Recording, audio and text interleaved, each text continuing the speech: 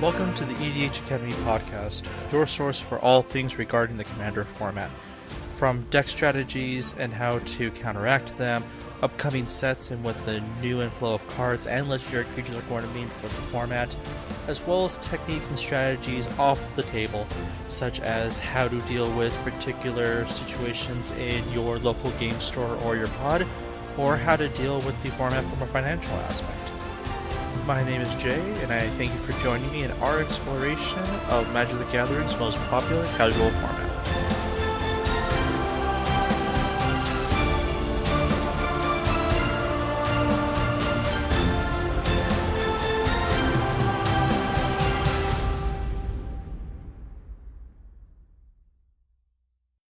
In today's episode, we're going to be discussing something that does not get a lot of attention because it happens so quickly and is almost forgotten in an equal amount of time, but it's one of the most important steps you can take to getting yourself into a position where your deck is strong, your deck is consistent, and it saves you a lot of time of playing games, figuring out something doesn't work, or figuring out you have the wrong balance, and then having to go back to the drawing board to figuring out what isn't working and then what to fix because of it while maintaining the fluidity and balance that you're wanting for this deck.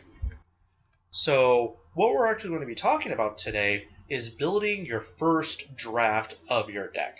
Now, a first draft will change. I'm not going to try and spend, this episode trying to convince you that your deck is going to be perfect. As it is, using this method, no changes. I don't care what sets come out. I don't care what cards go into your price range. It's going to be perfect. You're done and you're good. Thank you all and have a good night. I'm not going to try and do that. What I am going to tell you, though, is that if you start with this deck building style, you will find yourself able to create the redundancy that works in Commander decks, and you'll have a better idea as you're playing of how many resources you have remaining as the game goes on. I can't tell you how many times that I've put decks together, and I've built quite a number of decks and played quite a number of them at my local game store. I couldn't tell you how many times I will be in a situation where I see a situation coming up, I see a combination about to perform, I see a lock coming on, and I'm just thinking to myself, gosh, how much removal do I run in this deck? Do I have it out to this? Do I have a way to win the game? And that's because I did not ensure that I knew what my deck contained and was not focusing in that regard. So to correct that, may I introduce the 8x8 method. The 8x8 method was formally introduced by a Tumblr user whose information I'm going to provide in the description of this episode. The theory behind the 8x8 method is that you create 8 blocks. Each block has its own theme or its own function that you want to see in your deck. From there, for each of these blocks, you are going to fill them with 8 cards. 8 cards by 8 blocks get you 64 cards. 64 cards to 35 lands is a fairly good ratio of having enough lands to cast your spells while still having quite a number of spells to actually get you on your way to victory. Now that we have this idea, it seems rather simple. Okay, well, I create 8 blocks, and then I'm going to give them all a theme, I'm going to give them a function, and then I'm going to fill them in. And that makes a good first draft, right? In theory, what it's going to do is it's going to allow you to have the redundancy that you hear about all of these EDH players preach about. If you want to see this effect in your deck, you gotta run redundancy. You gotta run multiple copies of it. This 8x8 method will allow you to focus on what you want to see and ensure that you do draw them. So what would these blocks look like? So my first recommendation is that the first 3 blocks of your deck consist of ramp, draw, and spot removal. These are easily the 3 functions that can go in any deck. These are things that are going to help you accelerate your strategy, handle with cards that are going to disrupt your strategy, and ensure that you get to the cards you need to get you to your win condition.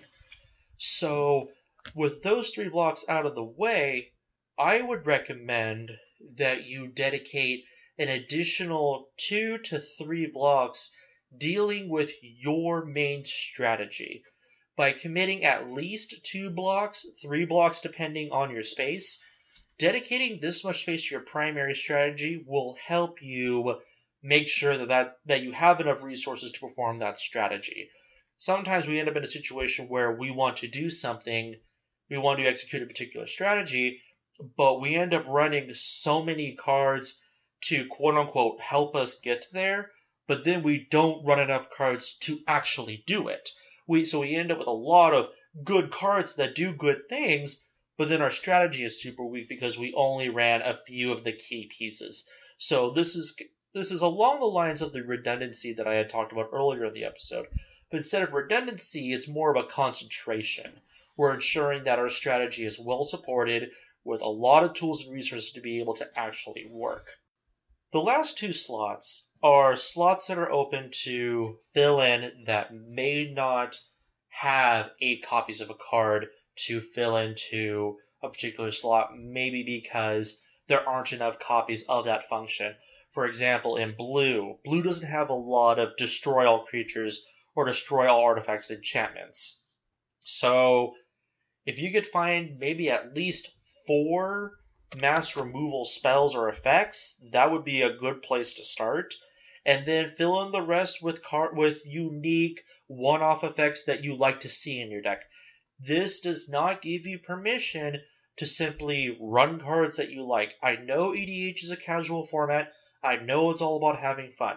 But I can tell you right now, if you use these 2 blocks as the opportunity to play the cards that you never get a chance to, you may end up having a time where you then draw into it and realize, man, I needed this to be a different card. An example, in green, running Regrowth and Eternal Witness is so important that I would just automatically put it in the deck. I wouldn't think about where it fits in the balance. I just know those 2 are going in. For blue, that's Cyclonic Rift, Aetherized kind of cards, or even Rhystic Study. There's just cards out there that will really help you out, and these 2 blocks are kind of where they're designed to fit. So that, in a nutshell, is what the 8x8 method is supposed to do. On my YouTube channel at EDH Academy, we are going to be doing a sample how to build a deck using the 8x8 method, where we're going to go step by step with what blocks we've chosen, what cards we've selected for our commander. We'll be going over our commander's primary and secondary win conditions and discussing why we chose the cards that we did. And in that way, you have an idea of what the thought process would be for designing a deck. It's not going to be the only one. This particular one's going to be a single color commander, and in that way we can at least exercise the fundamentals of how to decide what blocks we need, identifying what the strengths and weaknesses of our colors are, and being able to accommodate for that. So now that we understand what the 8x8 method is, let's actually talk a little bit about what happens from here. So we have our deck. What do we have? What we actually have at this point is a deck that is very well-rounded. It's not pushing a lot in one direction over another. And in all fairness and honesty, this is where the 8x8 method could use a little work, could use a little development. Because they say that a jack of all trades, master of none, is oftentimes better than a master of one. That saying was trying to say you're better off being good, just somewhat good at a lot of things, versus being really great at one thing. That doesn't really work in Commander only because if we dilute our deck too much, even if we're setting aside 3 of the 8 blocks towards our main strategy, sometimes even with that, we end up not drawing the right things at the right time, and a lot of it's going to be random chance.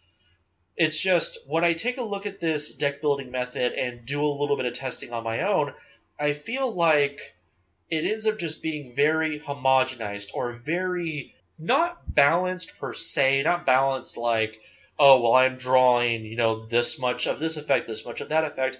I feel like it ends up being you almost draw a little bit of everything all the time, and you're not really pushing anywhere. Like, even if you start off with a really good hand and you're going forward, you end up drawing into something that takes you off tempo. And because you've already drawn all of these things that you wanted, you're now going to be drawing into things that may not be helpful, that aren't going to be pushing your strategy forward. And so when I've been talking about it with others about the 8x8 deck building method, they themselves have done some review of their own and realized that what ends up working for them is more along the lines of a 6x10 method, where they pick only 6 functions and putting 10 cards into each of them. Now, using something like that is going to get you 39 lands, which I feel is a little much for an average EDH deck. 39 lands is something where you want to have it if your commander is super expensive and you struggle with ramp.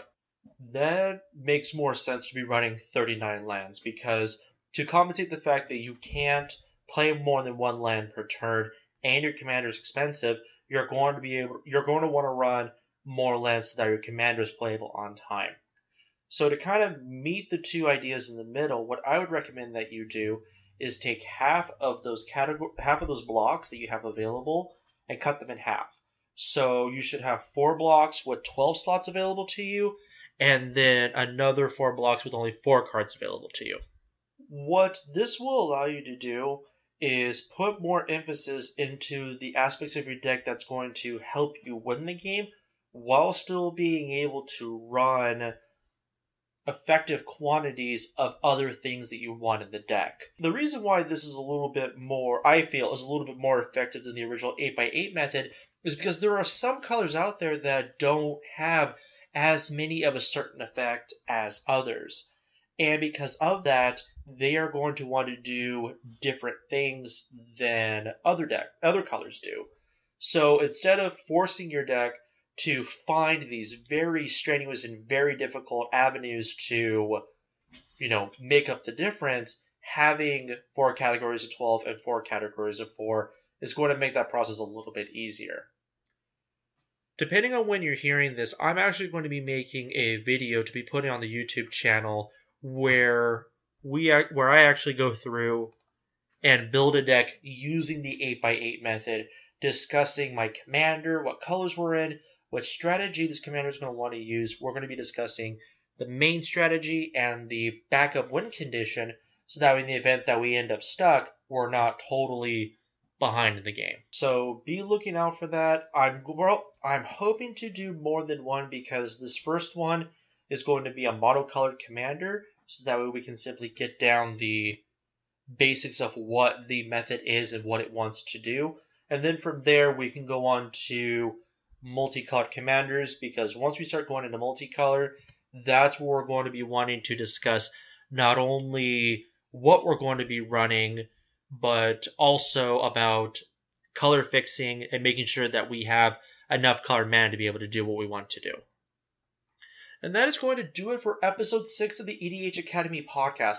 I thank you for joining me in this episode. It feels really good to be back and talking about Commander, talking about how to become better players. Even myself, as I'm making this podcast, I am learning so much about the format and learning about deck building and all these things that I myself had taken for granted and knowing already. So this has really been helping me as well. If you like the podcast, please rate it wherever you're listening it to, because the more information that I get on how you like it, it'll help me better shape the podcast as well. It'll also help the podcast in getting more people to listen to it and provide their feedback as well.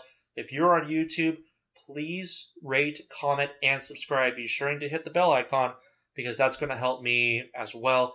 Thank you for joining me today, and I hope to see you.